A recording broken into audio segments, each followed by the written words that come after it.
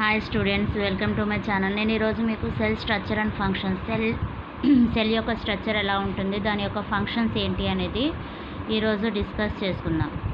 Each organ in the system perform different functions such as a digestion, assimilation and absorption. ఇక్కడ మనకి ప్రతి organs అనేవి ఎలా form అవుతాయి అంటే, నేను చెప్పాను కదా ప్రీవియస్ క్లాస్లో, cells are all combine together form as a tissues are made up of to form as a organ.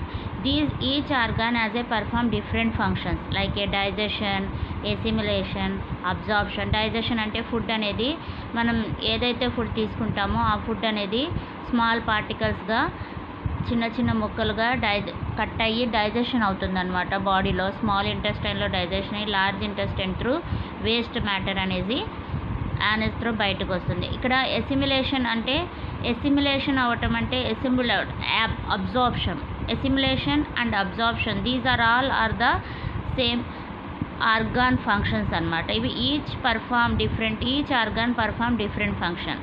ఇప్పుడు మన హ్యాండ్తో రైట్ చేస్తాము, మన మౌత్తో టాక్ చేస్తాం. అలాగే ఈచ్ ఆర్గాన్, సెన్స్ ఆర్గాన్స్ ఎలా అయితే ప్రతి సెన్స్ ఆర్గాన్ అనేది ఒక స్పెసిఫిక్ ఫంక్షన్ ఉంటుందో, సేమ్ అలాగే ఈ ఆర్గాన్స్ అన్నీ కూడా ఈ made up of to form as a specific system, organ సిస్టమ్స్ని ఫామ్ చేస్తాయి. Like a digestive system, absorption, assimilation and excretory system, ఇవన్నీ అన్నమాట.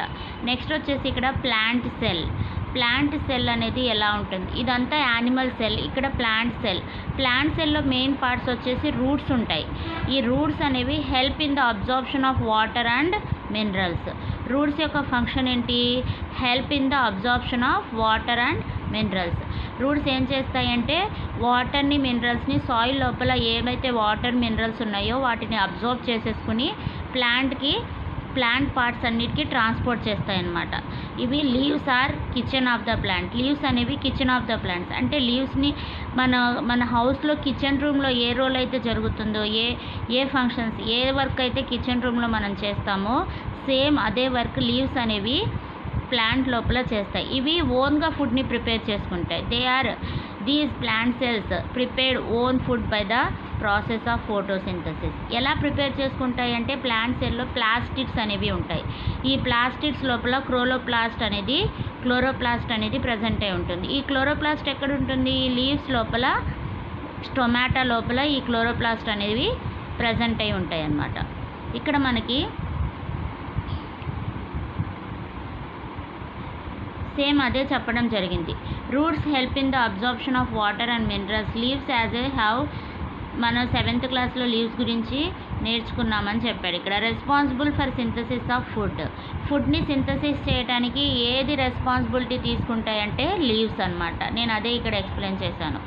Each organ is further made up of smaller parts called tissues. Each organs అనేవి ఎక్కడి నుంచి form అవుతాయి? Organs are made up of all tissues are combined together to form as a organ. A tissue is a group of similar cells perform a specific function. Tissue అనేది ఏం చేస్తుంది? Number of గ్రూప్స్గా ఉంటాయి. ఈ tissues అన్నీ కూడా గ్రూప్గా ఉండి, ఈ నెంబర్ ఆఫ్ గ్రూప్స్ అన్నీ కూడా కలిసి ఒక స్పెసిఫిక్ ఫంక్షన్ని పర్ఫామ్ చేస్తాయి అన్నమాట. ఈ టిష్యూస్ అన్నీ కూడా గ్రూప్గా ఉంటాయి. ఈ గ్రూప్స్ అన్నీ కలిసి ఏం చేస్తాయి? ఒక స్పెసిఫిక్ ఫంక్షన్ని performing as a group of similar cells. ఈ సెల్స్, ఇవన్నీ సెల్స్ అన్నమాట.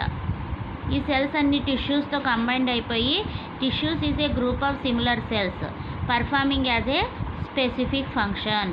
ఒక పర్టికులర్ ఫంక్షన్ని చేస్తాయన్నమాట. The cell in a living organism is the basic structural unit.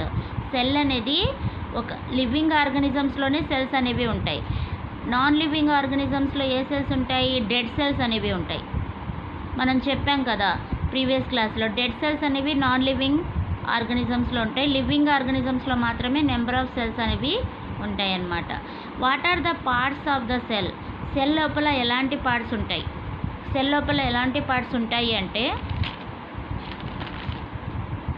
ఇక్కడ మనకి సెల్ లోపల పార్ట్స్ ఆఫ్ ద సెల్ అనేది ఇలా ఉంటుంది. ఒక సెల్ అనేది ఒక్కొక్క బైండ్ అయ్యి నెంబర్ ఆఫ్ సెల్స్ అనేవి ఫామ్ అయ్యి ఒక టిష్యూని కంబైన్డ్గా ఫామ్ చేస్తుంది అనమాట. ఈ టిష్యూస్ని మెరిస్టమాటిక్ టిష్యూస్ అని, వాస్క్యులర్ టిష్యూస్ అని, ఇవన్నీ మెరిస్టమాటిక్ టిష్యూస్ అని చెప్తూ ఉంటాం. ఈ టిష్యూస్ అన్నీ కూడా మనకి హయ్యర్ సెక్షన్స్లో నేర్చుకుంటాం. ఈ మెరిస్టమాటిక్ టిష్యూస్ గురించి, what is the function of the tissues, అవన్నీ మనం నెక్స్ట్ క్లాసెస్లో నేర్చుకుంటాం హయ్యర్ సెక్షన్లో. Parts of a cell. Each cell has a number of smaller parts in it. ప్రతి సెల్లో నెంబర్ ఆఫ్ స్మాలర్ పార్ట్స్ అనేవి ఉంటాయి. Some of the parts are present in all type of cells like a plant cells as well as animal cells. So same cells అనేవి కొన్ని ప్లాంట్స్లో ఉండొచ్చు, యానిమల్స్లో ఉండొచ్చు. But certain parts are found only in the plant cell, they are not present in animal cell. కొన్ని parts మాత్రం only plant సెల్లో మాత్రమే ఉంటాయి, అవి యానిమల్ సెల్లో ఉండవు. Basic part of the all the cells. All సెల్స్లో, ప్లాంట్ సెల్లో, యానిమల్ సెల్స్లో ఉండేవి ఏంటి? సెల్ మెంబ్రేన్ ఉంటుంది or plasma membrane. Cell membrane కానీ ప్లాస్మా మెంబ్రేన్ కానీ. సైటోప్లాజం అనేది బోత్ సెల్స్లో ఉంటుంది, ప్లాంట్ సెల్స్లో ఉంటుంది and also animal cells. Nucleus is also present in both cells. Mitochondria also present in both plant and animal cells. Only plant సెల్స్లో మాత్రమే ఉండే ఏంటి అంటే క్లోరోప్లాస్ట్ ఒక్కటి మాత్రమే ప్లాంట్ సెల్స్లో ఉంటుంది. లార్జ్ వ్యాక్యూల్ అనేది ఉంటుంది. అంటే లార్జ్ వ్యాక్యూల్ అంటే పెద్ద స్పేస్ ఉంటుందన్నమాట. ఎయిర్ స్పేస్ అనేది ఈ సెల్స్ లోపల ఉంటుంది. సెల్ స్ట్రక్చర్లో మనం చూస్తాము. సెల్ వాల్ అనేది కూడా దీనికి protect shape of the cell wall అనేది ఉంటుందన్నమాట. ఈ ఓన్లీ ప్లాంట్ సెల్స్లో మాత్రమే సెల్ వాల్ అనేది మనం చూస్తాం. ఈ క్లోరోప్లాస్ట్ మనం ఎక్కడ చూస్తాము? లీవ్స్ లోపల గ్రీన్ కలర్లో ఉండే పిగ్మెంట్ని మనం క్లోరోప్లాస్ట్ అంటాం. ఈ క్లోరోప్లాస్ట్ని green colour pigment is also called as chloroplast. ఈ క్లోరోఫిల్ లోపల ఈ క్లోరోప్లాస్ట్ ఉంటుంది. ఓకేనా? ఈ క్లోరోప్లాస్ట్ లార్జ్ వ్యాక్యూల్స్ అనేవి కూడా మనం వీటిని చూస్తాం. ఇక్కడ what is first one is a cell membrane or plasma membrane. Cell membrane and plasma మెంబ్రేన్లో మనకి ఇక్కడ ఫస్ట్ కనిపించే ఏంటి? న్యూక్లియస్. ఇవి ఎక్స్టర్నల్ ఎన్విరాన్మెంటల్ కండిషన్స్. ఇవి బయట ఉండే అంతా కూడా, ఈ బయట ఉన్న ఎన్విరాన్మెంట్ అంతా ఎక్స్టర్నల్ ఎన్విరాన్మెంట్ కండిషన్స్. ఇది cell membrane. What is the function of cell membrane? Function is covering the cell and thin sheet or layer. ఒక థిన్ షీట్ని, ఒక లేయర్ని ఇది ఫామ్ చేస్తుంది అనమాట cell membrane. This is made up of lipids and proteins. ఇది దేంతో మేడప్ అయి ఉంటాయి? దేంతో తయారై ఉంటుందంటే లిపిడ్స్ అండ్ ప్రోటీన్స్తో మేడప్ అయి ఉంటుంది. దీని లోపల ఉన్న జెల్లీ లైక్ సబ్స్టెన్స్ని మనం సైటోప్లాజం అంటాం. దీని లోపల ఉన్న జెల్లీ లైక్ సబ్స్టెన్స్ని మనం ఏమంటాము? Cytoplasm. It allows the entry and exit of only selected material. ఏవైతే ఈ సైటోప్లాజం సెలెక్ట్ చేస్తుందో ఆ మెటీరియల్స్ని మాత్రమే అది లోపలికి రానివ్వటము, బయటికి పంపించడం అనేది చేస్తుందన్నమాట. అందుకని ఈ సెల్ మెంబ్రేన్ అనేది ప్రొటెక్టివ్ లేయర్ లాగా మనకి హెల్ప్ చేస్తూ ఉంటుంది, ఆ సెల్కి హెల్ప్ చేస్తూ ఉంటుందన్నమాట. The cell membrane is helping by the protective layer. Its structure can be explained by fluid mosaic model. ఈ స్ట్రక్చర్ని మనం ఎలా ఎక్స్ప్లెయిన్ చేసామంటే ఫ్లూయిడ్ మొజాయిక్ మోడల్లో ఎక్స్ప్లెయిన్ చేయడం జరిగింది. నెక్స్ట్ వచ్చేసి cytoplasm.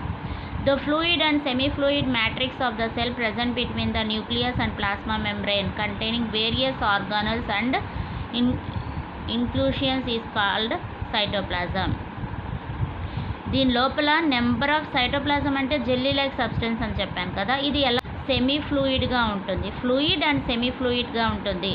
And nucleus and plasma మెంబ్రేన్కి వేరియస్ ఆర్గాన్స్ని లోపలికి బయటికి మూవ్ చేయడానికి ఇది ఎక్కువగా హెల్ప్ చేస్తుంది. మూవ్ చేయటం అంటే ఏవైతే సబ్స్టెన్సెస్ లోపలికి వెళ్ళాలి, ఎలాంటి సబ్స్టెన్సెస్ బయటికి రావాలి, మెటీరియల్స్ అనేవి సెలెక్టెడ్ మెటీరియల్స్ని లోపల నుంచి బయటికి పంపిస్తుంది అనమాట.